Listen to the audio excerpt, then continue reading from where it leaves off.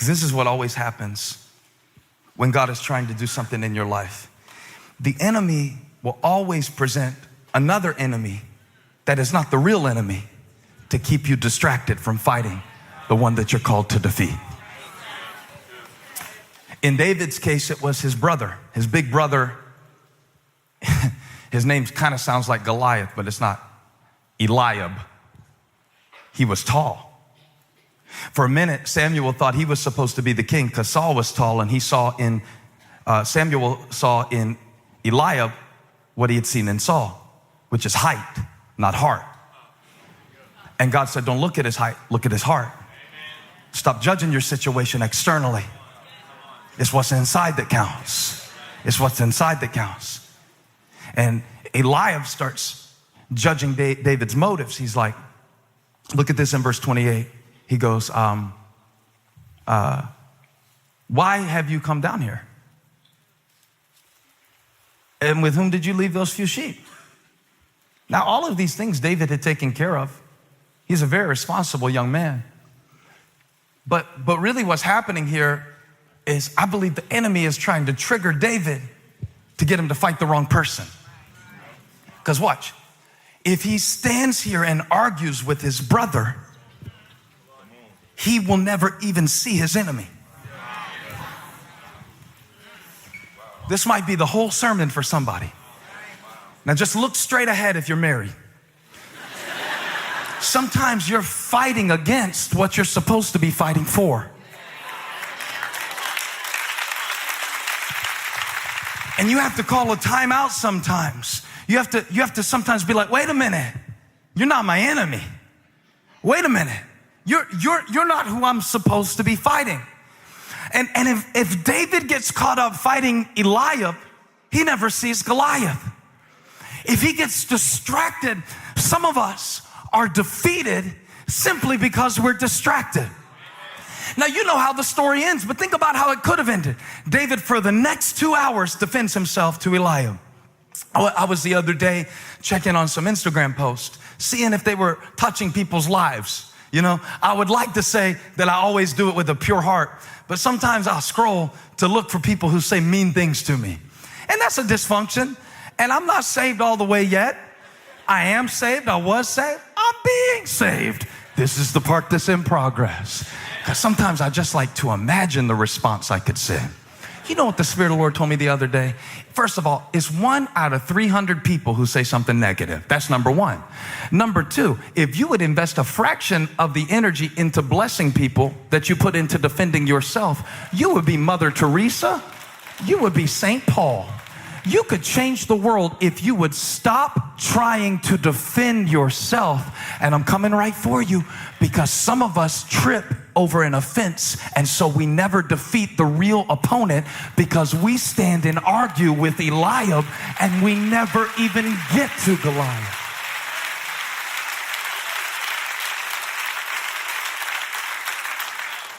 Isn't that so powerful?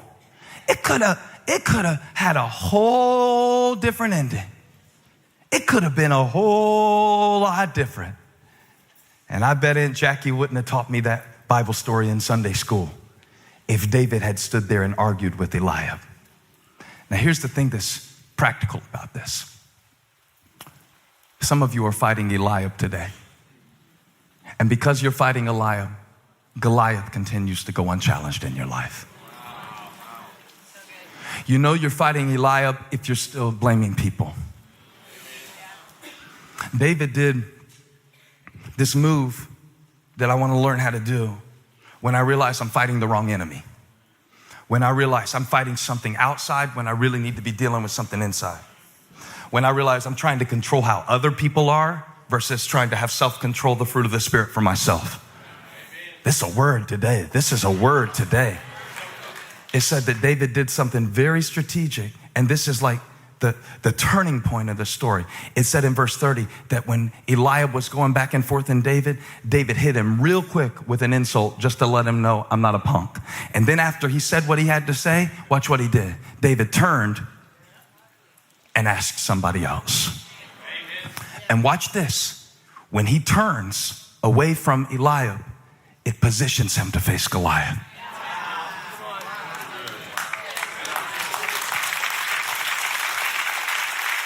So whoever is for, you'll never even get to Goliath. You will never even get to the insecurity that is causing the issue if you keep blaming the people who are bringing it out for you to look at.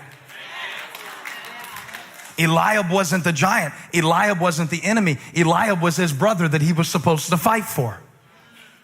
So now we've watched David, two different alternate endings. If he argues with Eliab, then he misses Goliath. If he doesn't obey his father in a simple thing, then he misses Goliath. It could have, Graham was so prophetic. He said, it could have ended a whole lot different. I was so mad at my mom for forgiving my dad. I didn't think he deserved it. What would that funeral have been like if she had listened to me rather than listening to God? If we weren't even on speaking terms when he died, it could have ended up. And I only bring it up because every story in this room is still being written. And sometimes you think you know how it ends. But what if it's not over yet? What if it's not over yet? I'm gonna preach it through that little facade that you have right now. What if it's not over yet? What if you've wasted a lot of time, but what if God really is able to redeem the years that the locusts have eaten? What if it's not over yet? I'm just posing a question. What if it's not over yet? What if your best days are not behind you? What if the devil is a liar? What if everything that you have been through can serve a greater purpose? What if a generational curse was being broken through your battle? What if God brought you to the valley of Elah because he's the God of a turnaround, the God of a second chance, the God of a new beginning, and the God of a new ending?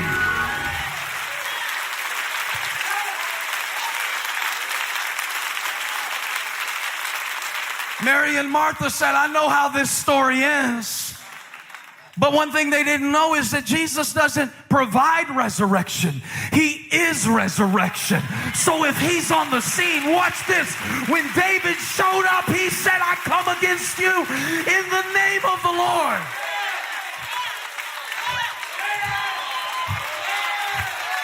Now, one more thing I got to show you. Y'all, calm down. It's a Bible study, not a football game.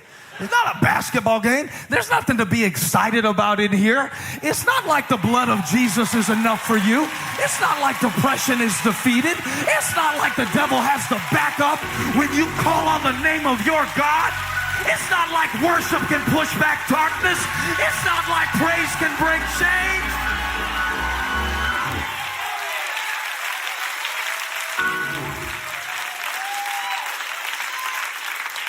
Y'all sit down. Because now he has to go through Saul, the one that should have been celebrating him, the one that should have been supporting him. David kills Goliath. Stop being so boring when you read the Bible. The Bible's boring. You're boring. Read it better. This thing could have had so many endings. It could have ended when David had a bad attitude toward the ordinary. It could have ended when David was fighting against who he was supposed to be fighting for. He could have got offended. It could have ended with ordinary. It could have ended with offense. And it could have ended with only. Do you know only? The spirit of lack and limitation. Do you know only? What Saul said to David? David was like showing Saul his resume. He's like, I'm pretty good at beating stuff that's bigger than me. I beat a lion one time. I beat a bear. Put me in, coach.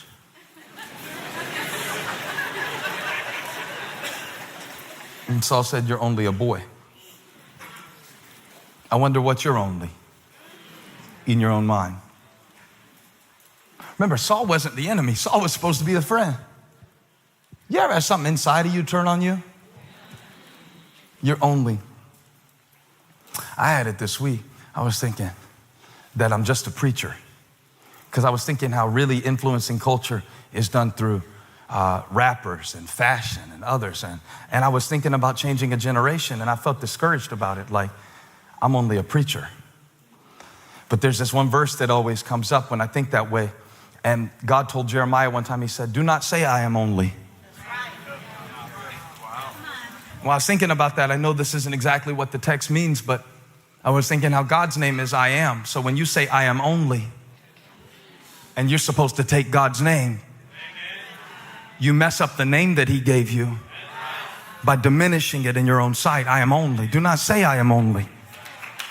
Do not say I am only. I'm only a boy. But David said, no. I've never faced this giant before. Get ready to shout. But I brought the same God to this valley that I brought to the last valley. Because the only reason I'm preaching it is because you're standing in front of something right now. You've never seen this before. But David said, here's the common pattern I've noticed, okay? I dropped the lion. I dropped the bear.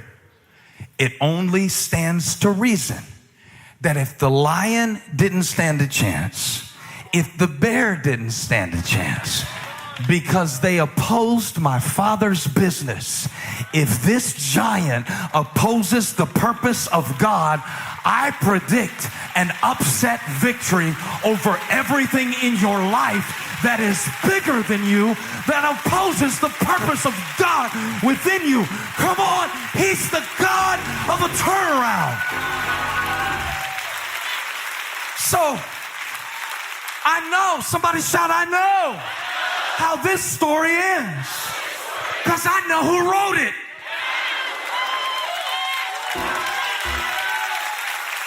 I know who wrote it. He is the author and the perfecter of my faith. She looked at me last week on our date night, and this movie was going to have a nice ending, but then she remembered that the writer of this particular movie is noted for everybody dying in the end. And she looked at me. Now, I want you to get this.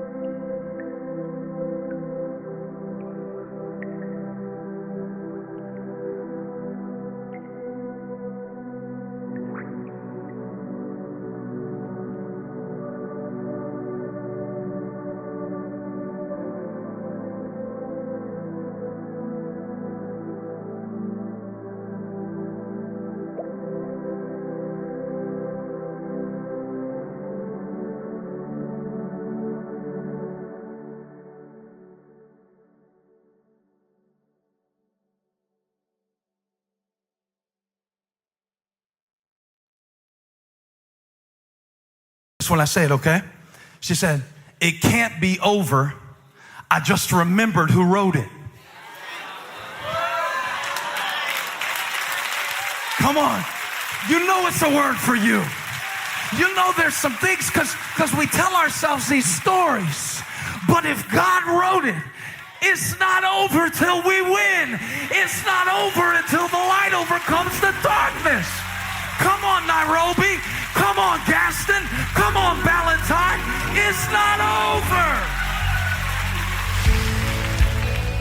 Hey, thank you for watching. Make sure you subscribe to this channel so you don't miss a single video or live stream. And share this video with a friend. And don't forget, you can join me live every Sunday. Thanks again for watching. Thanks again for watching. Thanks again.